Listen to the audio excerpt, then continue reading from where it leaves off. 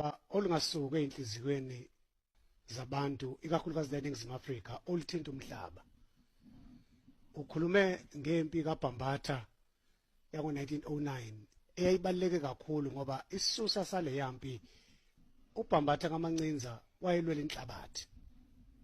Sibuyele emuva kancane ngo-1879 inkosi iCetshwayo into ayilwela qha kwakuyinhlabathi. Ngo-1838 inkosi uDingane eNcome ayekulwela kakhulu kwakuyinhlabathi. Ngo-1913 abamhlophe babephasisa lomthetho olawula ukuphathwa komhlaba. Babethatha lenhlabathi umuntu omnyama aqala kwakuphambilini ukuyilwela.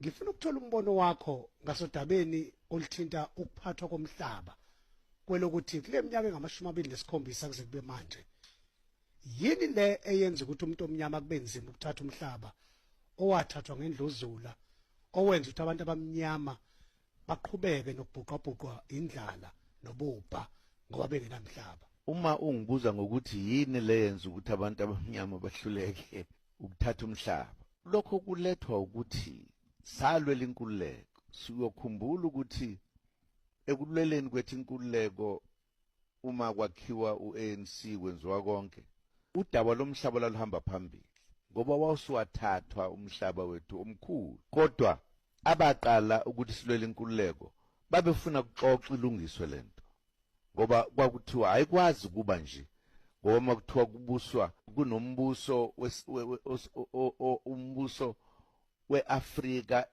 eseyathathwa nabelungu, kufanele ukuthi wonke umuntu akwazi ukuthi aphile ngendlela ethi uphile ezweni lakhe.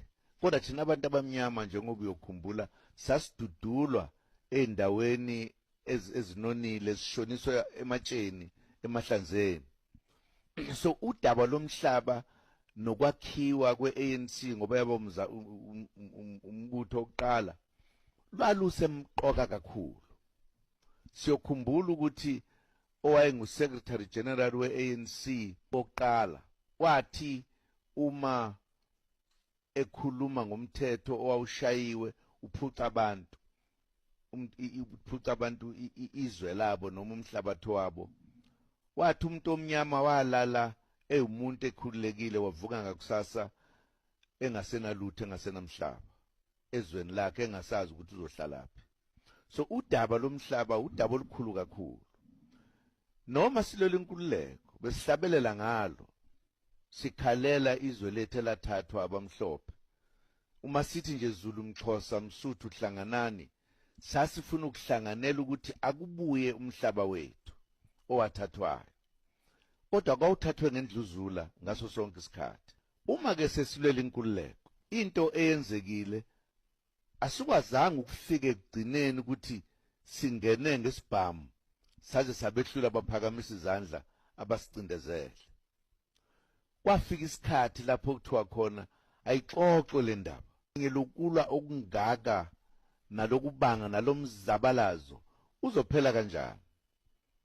Kwase kuvunyelwana ukuthi ayekwe ekhaya akuxoxwe. Kulapha ke kuxoxeni lapho khona ngaso sonke isikhathi uma kuxoxiwe imphumela eye ingabi le imphumela ebenifuna.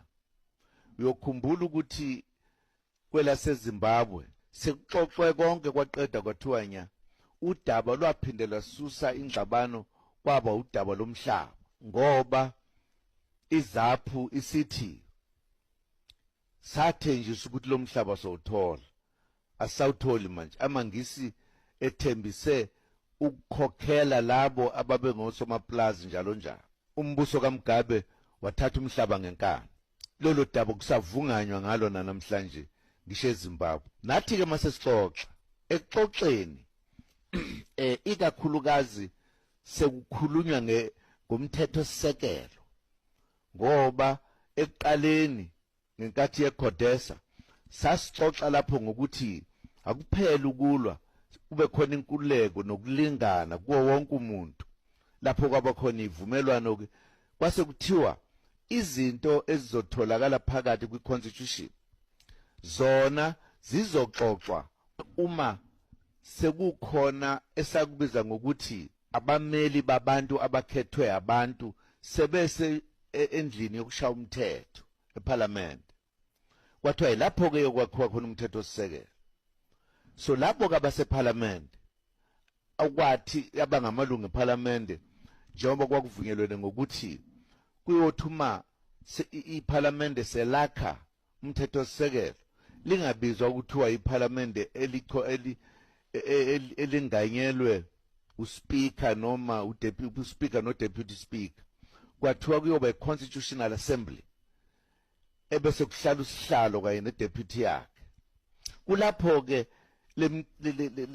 lemniningwane okwangenwa kuyona kakhulu-ke manje sokuxoxa ngokuthi amalungelo azoma kanje, umhlaba uzoma kanje, njalo njalo.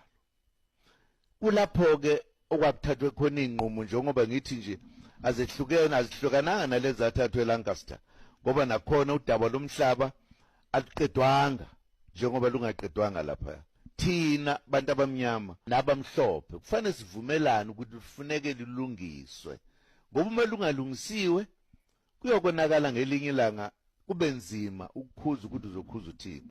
Hey-ke nginibingelele ingane zakwethu kuzo zonke iy'ndawo la kuhambe wafinyelela khona lo mbuzo. Uma ngabe uyaqala ukuba nathi le channel ungakhohlwa ukusubscribe, ulike, ucommente, ubuye usi-check-e nakwezinye iy'nkundla zokuxhumana lapha zikulandele i-voice note noma i-recording yanxamalala oyikhuluma khona nomunye wabasakazi bokhozi FM ekhuluma bedingida ngalo udaba lomhlaba ukuthi kwenzakalani ngomhlaba nokuthi kumele kwenzakalini. Sikhumbula ukuthi uNxamalala uke waba umongameli wezwe iminyaka ewu-9 ngesikhathi esangaphansi kweqembu le-ANC.